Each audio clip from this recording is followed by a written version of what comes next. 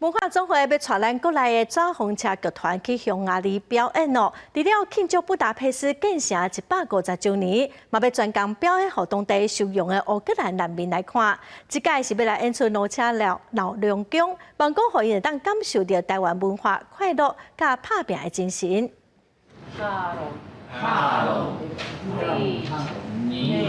团员认真地学匈牙利话，搁着利用有用的时间制作演出的布景，就是因为纸风车剧团因要伫咧6月中前往匈牙利去演出，除了要庆祝首都布达佩斯建成150周年，这座戏搁有另外一项重要的目的，就是去安慰当地的乌克兰难民。相当接近乌克兰的地方，那同时能够有机会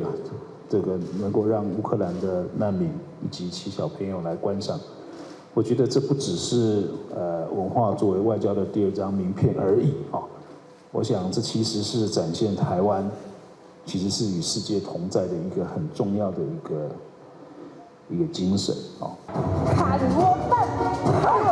目前匈牙利境内也有数十万乌克兰的难民，其中囡仔也占不少。剧团这边专工准备老车闹灵宫这出戏，希望透过三太子这尊囡仔神的形象去给安慰。另外，更有准备2000份香灰袋要送给这些难民。哪吒也代表了一个小孩子面临那个困境